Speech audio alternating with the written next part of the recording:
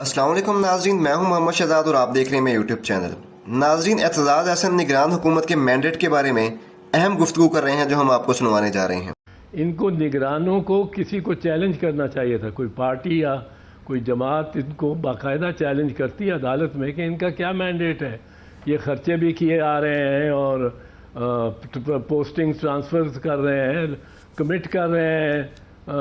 اخراجات، جو یہ نئے پروجیکٹس شروع کر رہے ہیں اور نئے پروجیکٹس جو کہ کام ایک الیکٹڈ حکومت کا ہے۔ آئین اپنے پہلے جملے میں جو پہلا عنوانیہ ہے آئین کا، پاکستان کے آئین کا، وہ یہ ہے whereas sovereignty belongs to almighty Allah to be exercised by the people of Pakistan through their chosen representatives, منتخب نمائندوں کے ذریعے ہی حکومت کی جا سکتی ہے اسلامی جمہوریہ پاکستان میں، اور کسی طریقے سے نہیں کی جا سکتی۔ یہ نگران تو رکھے تھے کہ 90 دن کے لیے ایک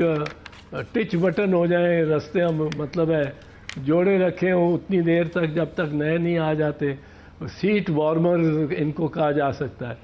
یہ ان کے بارے میں بڑا سخت فیصلہ خواجہ آصف کے کیس میں مسلم لیگ نواز نے لیا تھا 2013 میں، اور نگرانوں کو بالکل ریسٹرکٹ کر دیا تھا، اور وال پیپر میں جو پھول ہوتا ہے اس طرح کر دیا تھا کہ یہ پھول جو ہے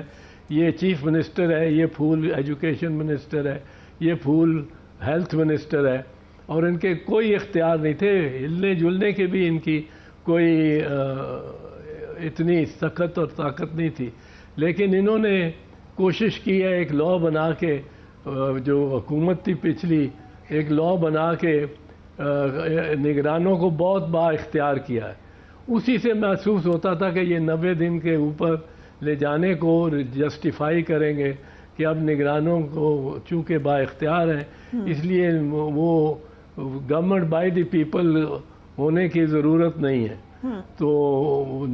چوزن ریپرزینٹیٹیوز کی ضرورت نہیں ہے۔ میں تو اسی سے سمجھا تھا کہ یہ انہوں نے گڑبڑ کر کے اور ڈیٹ بڑھانے کی کوشش کرنی ہے اور ایک لامتناہی سلسلہ چل رہا ہے۔ رائٹ، پر وہ بہت اچھا ہوا، قاضی فہد عیسیٰ صاحب کے فیصلے نے وہ ابہام سارا نکال دیا۔ اس میں یہ بھی کہا گیا، فضل و کرم سے انشاءاللہ اس فیصلے میں یہ بھی کہا گیا کہ عام انتخابات کے فیصلے میں قومی اسمبلی کی الیکشن کی تاریخ دینا صدر صاحب کا کام ہے، جبکہ صدر صاحب نے تو ایڈوائزری جو لی تھی اس میں شاید ان کو اس کے اپوزٹ گائیڈ کیا گیا۔ جو ترمیم ہوئی تھی الیکشن ایکٹ کی، اب اس کا کیا ہوگا؟ اصل مجرم جو تاخیر کا ہے میں سمجھتا ہوں وہ چیف الیکشن کمشنر راجہ سلطان ہے۔ اس میں میری نگاہ میں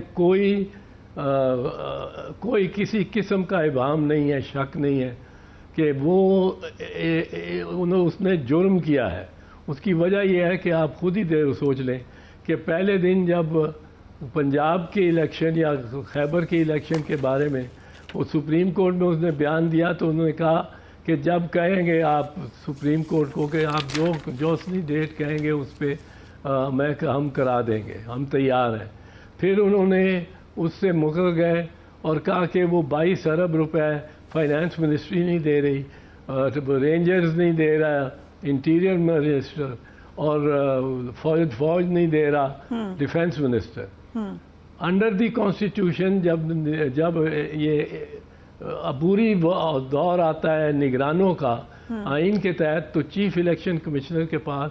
سارے چیف ایگزیکٹو کے اختیارات اس پہ آ جاتے ہیں، and every executive authority is bound to obey the chief election commissioner and the election commission, bound to obey۔ ان کو چاہیے تھا کہ یہ 22 ارب لیتے، کہتے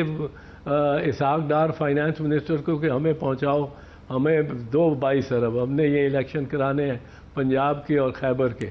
اور دوسرا وہ آرڈر کرتے وزیر داخلہ کو، کہتے رینجرز اس ڈیٹ پہ اتنے رینجرز، اتنی ریجمنٹس آف رینجرز یا کمپنیز اس جگہ رپورٹ کریں، اور یہی کہتے فوجی ڈیفنس منسٹر کو کہ we need the troops and they should remain on standby as and when we want to use them. تو نہ ہوتا تو ان کو پھر ان کو مناسب توہین عدالت کی اختیارات ان کو ہیں وہ آرڈر جاری کرتے. یہ کام تھا راجہ سلطان کا. راجہ سلطان نے خود بڑھانے کی کوشش کی کہ ڈیٹ ایک طے ہو گئی ود دی پریزیڈنٹ بھی طے ہو گئی, وہ 30 اپریل تھی. 30 اپریل آپس میں باہمی مشاورت کے بعد طے ہو گئی. ہم نے سمجھا چلو رائٹ. سو اعتزاز صاحب, آپ کے خیال سے تمام ذمہ داری چیف الیکشن کمشنر کی عائد ہوتی ہے. دوسری طرف ہم لیول پلینگ فیلڈ کے حوالے سے بھی اعتراض سن رہے تھے.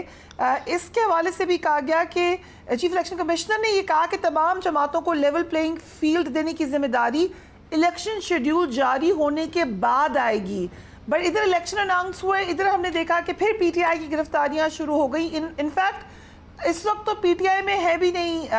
فواد چودھری صاحب, دوسری طرف اصغر کیسر صاحب. یہ اس کا تعلق بھی لیول پلینگ فیلڈ سے ہی شامل ہے؟ پہلی بات تو میں آپ کو یہ عرض کر دوں کہ چیف الیکشن کمشنر میری نگاہ میں خیبر پختونخوا اور پنجاب پہ ناجائز حکومتوں کے تسلسل کا باعث بنے ہیں. اس پہ ان کے لیے ان پہ آرٹیکل 6 کا اطلاق ہوتا ہے, کیونکہ آرٹیکل 6 کے معنی کیا ہے کہ کوئی بھی کانسٹیٹیوشنل گورنمنٹ آپ اس کو یا ان کانسٹیٹیوشنل ایڈمنسٹریشن کو آپ کسی صوبے پہ یا سارے ملک پہ مسلط کر دیں. دوسری بات آپ نے کہی اباؤٹ لیول پلینگ فیلڈ. اب لیول پلینگ فیلڈ تو سب سے پہلے ایجاد ہی نون لیگ نے کی تھی. یہ اب بی بی جو ہے مریم اورنگزیب یہ فرما رہی ہیں لیول پلینگ فیلڈ کی کیا بات ہے. یہ تو کی مریم نواز شریف بی بی نے وہ ڈیمانڈ کی تھی کہ فتنہ اندر ہو, اس کو سزا ہو, میاں نواز شریف واپس آیا ہو, اس کے خلاف سارے مقدمات بریت میں منتج ہوں, تو اس کے بعد لیول پلینگ فیلڈ ہوگی, پھر ہم الیکشن لڑیں گے. تو وہ تو ہو رہا ہے ان کے کہنے کے مطابق. وہ تو اب لیول پلینگ فیلڈ ان کے لیے تو ان کو تو یہی لگتا ہے نون لیگ کو کہ لیول پلینگ فیلڈ ہے اب ابھی بھی. اور وہ اور بھی لیول ہو گئی ہے, کیونکہ نگران جو ہیں وہ نون سے نگران اور نون سے نواز, وہ نواز لیگ کے ہی ایکسٹینشن لگتے ہیں نگران جو ہیں. جس طرح کی گرفتاریاں ہو رہی ہیں, جس طرح نون لیگ کی پذیرائی ہو رہی ہے, جس طرح میاں صاحب کی جو ایک مفرور مجرم تھے ان کی اس پنجاب کی حکومت نے اور اسلام آباد کی حکومت نے جس طرح ان کا ریسیپشن دیا, جس طرح ان کو سہولت کاری کی, اور عدالت نے بھی ان کے لیے بڑا لیول پلینگ فیلڈ سے زیادہ ہی لیول کر دیا کہ ان کو بھیجا بائیو میٹرکس ان کے عدالت میں جانے کی ضرورت نہیں پڑی, ان کے ایئرپورٹ پہ ہی ہوئے. پھر وہ لاہور پہنچے چارٹر جہاز پہ, پھر وہ ہیلی کاپٹر پہ بیٹھے جلسے کو. کس قیدی مفرور کو یا کس ضمانت بھی اگر دی اس نے عدالت نے, تو عدالت کے لیے لازم تھا ایک آدمی کو آپ جیل سے باہر رہا کرتے ہیں جبکہ وہ ابھی تک جرم اس پہ ثابت ہوا ہے اور اس نے اپنے آپ کو کلیئر نہیں کیا, تو اس پہ آپ کچھ تو شرائط لگاتے ہیں. مثال کے طور پہ یہ کہ آپ اس دوران جب آپ کی یہ ججمنٹ سسپینڈڈ ہے, معطل ہے, آپ کوئی سیاست نہیں کریں گے, آپ کسی سیاسی جلسے سے خطاب نہیں کریں گے, آپ کوئی سیاسی میٹنگ پہ میں حصہ نہیں لیں گے یا اس کو کنڈکٹ نہیں کریں گے, پریزائڈ نہیں کریں گے. وہ سب کچھ میاں صاحب کو یہ آزادی مل گئی ہے.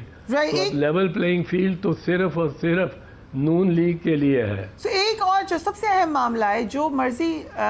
آزادی ہو میاں نواز شریف کو, لیکن ایک کمپلیکیشن ابھی نظر آ رہی ہے, وہ یہ کہ الیکشن ایکٹ میں ہی ترمیم کی گئی تھی جہاں نااہلی کی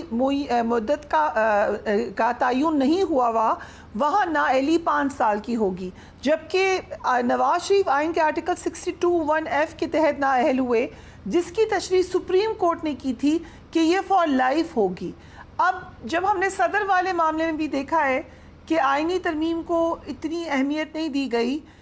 اس معاملے پر اس کا اثر ہوگا؟ نہیں, اثر تو ہوگا. یہ معاملہ تب آئے گا جب نامینیشن پیپرز فائل ہوں گے تو جو مخالف کوئی کینڈیڈیٹ ہوگا میاں صاحب کے وہ کہے گا جی یہ ڈسکوالیفائڈ ہے، کیونکہ جب تک آئین میں ترمیم نہیں ہوتی، اور آئین میں ترمیم نہیں ہو سکتی جب تک اسمبلی نئے قومی اسمبلی نہ ہو، اور قومی اسمبلی میں بھی 2/3 اکثریت ہو میاں صاحب کی اور 2/3 اکثریت سینٹ میں بھی ہو، پھر جا کے یہ آئین میں ترمیم کر سکتے ہیں، اور وہ بھی مؤثر و ماضی نہ ہو، وہ بھی آئندہ کے لیے انلیس یہ نام لے کے کہتے ہیں کہ جہانگیر ترین اور میاں نواز شریف کی لائف لانگ تا حیات جو نااہلیت ہے وہ 5 سال میں ختم ہو جائے گی، اس کے لیے آئین میں ترمیم بھی چاہیے، اس کو مؤثر بماضی بھی بنانا چاہیے، اس کے لیے قومی اسمبلی بھی چاہیے، اس میں 2/3 اکثریت بھی چاہیے، پھر یہ جا کے اہل ہوں گے، ورنہ یہ ساری عمر کے لیے نااہل ہے۔ یہ میں اس کو کوئی اتنا اچھا نہیں سمجھتا عمر بھر کی نااہلیت کا عدالت نے جو فیصلہ کیا ہے، لیکن جب فیصلہ ہے